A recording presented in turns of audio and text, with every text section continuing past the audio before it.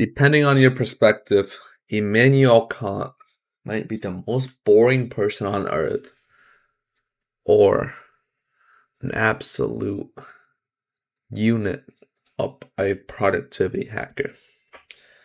So, who really is Immanuel Kant? He's someone that for over 4 years he woke up at 5 a.m. He wrote for exactly 3 hours, lectured same university for exactly 4 hours. He followed that with lunch at the same restaurant every single day. And in the afternoon, he would go on an afternoon walk through the same path in the same part, saying hi to the same people and looking at the same thing every single day. And he would return home at exactly 8 p.m. every single day, eat the same dinner, and do the same thing again the next morning. And his life have started in Circle in Russia. And it was a life that lasts infinitely. He do the same thing over and over again. He never left to see the city. It's like if you were in Groundhog Day every single day of your life. And that's basically how he decided to live his life. Immanuel Kant is someone that being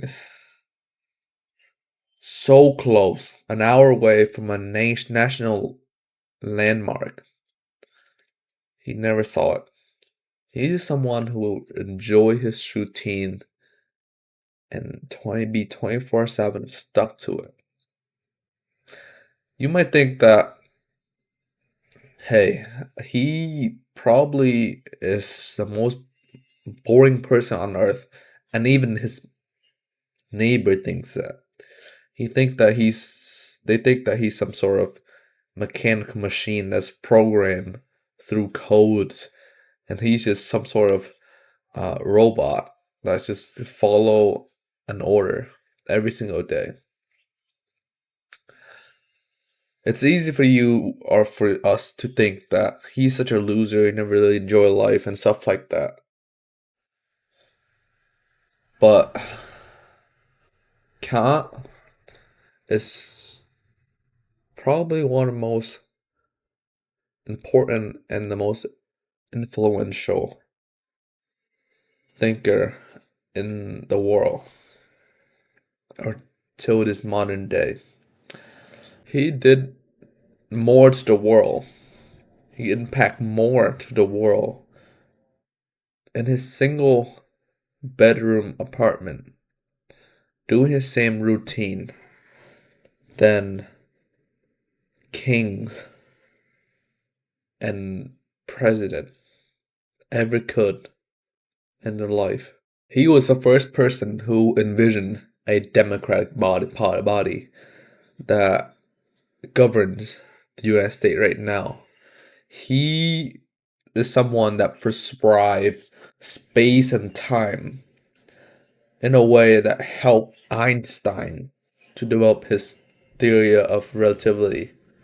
He came up with the idea that animal could have right for himself, and he invented and solved 200 years of philosophical problems. He reinvented moral philosophy that was set in stone from top to bottom by Aristotle.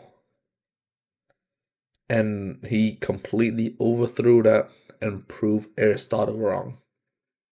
Imagine a man so great that contribute to the civilization of human in the span of his lifetime more than anyone could if their lifetime were to combine 2 to 3 or 4 times. So Kant was an intellectual thinker, He has brains that have ideas, expectation, goals, desire. Kant is someone that really dive deep into ethics. He show us what really is common sense, what is morally wrong, and what is morally right. And there are a couple that he listed out: laziness, escapism, addiction, and those are the immoral of some example that he lists out of this today world. And he explained that these ideas are morally wrong because it wastes one life away and it really never contribute anything to the world. And some people might think that pleasing other people is a good thing to do. But that's another of Kant ideas of immorality. He thinks that if you spend your life giving away to someone, pleasing someone else for their sake, you will never learn what will fulfill you in the end. And another way that Kant think that is immorality wrong is treating other people as a mean. Because look, if you think that giving them this water bottle will make them happy, and in turn giving you the respect that you want, you're treating that person as a mean. Instead, what we should think is that we will give them this water bottle to make them happy. That's the end result. A lot of people please for themselves. They never really enjoy what it really means to help other people.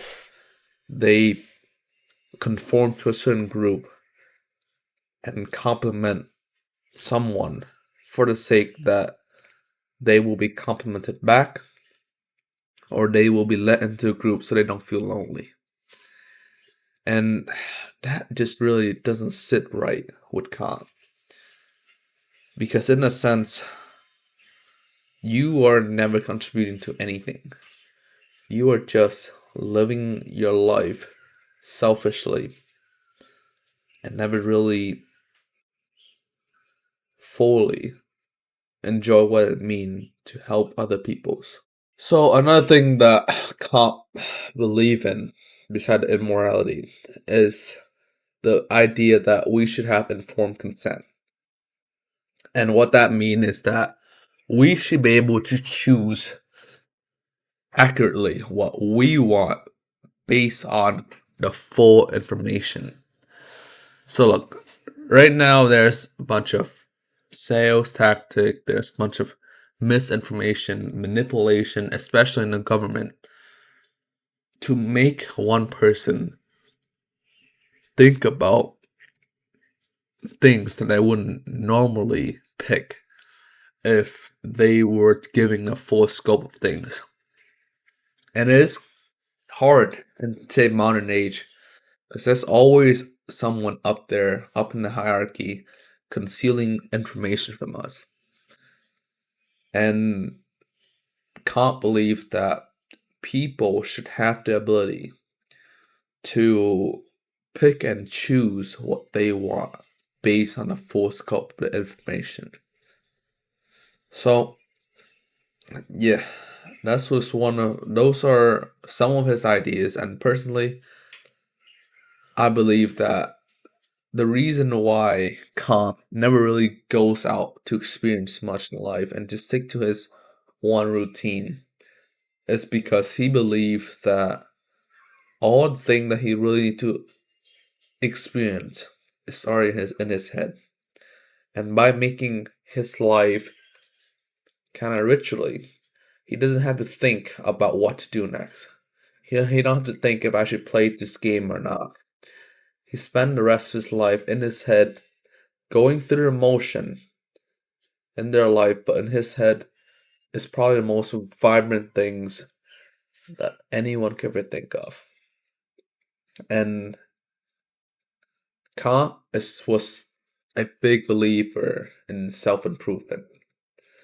And he believed in improving oneself physical and mental sense and knowledge.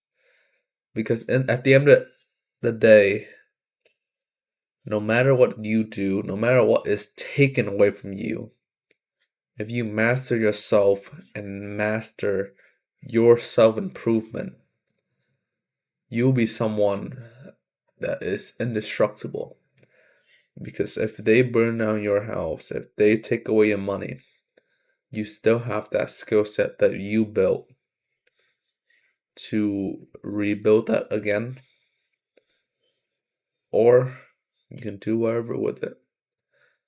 When you invest in yourself, that is when you truly, truly have the choice of picking. That's why I think Immanuel Kant is one most influential person today, because he affects us and show us what is morally right and what's morally wrong, and why we should focus on ourselves. Because one day, when information and consent are manipulated, the only thing that you'll be left with is yourself, and that's the only way you can make the right judgment off of it. But other than that, I hope you enjoy these type of videos, because sometimes I found fascination in philosophy thinker. Because what I have decided to apply from using this is that I kind of embrace some of the routine that I have. Because when your work mainly focus on you thinking of the solution that you will provide for your business, it is important to have routine so you could turn off your brain and just follow it. Because maybe in one of these moments when you're just going through the motion, going through the task that you do, your brain might think of something that will move the needles forward. And I've experienced this many times, because every single time that I would like go and take a shower on the exact time and I won't have to worry about what's coming next, those shower time often bring me the most ideas that I typically applied, or when I go to bed at the exact same time, so I don't have any worry that tomorrow I might not wake up right or anything like that. That allow the thinking space for my brain to think of idea that would drive the needle of my business the most. But other than that, if you enjoy video like this where I kind of mix philosophy and stuff that I enjoy into business related video, just let me know down in the comment. And other than that, I have a course down in the description where it will help you learn my business model and what I do to get 5 to 10 qualified client every month automatically with my system. But on that, later.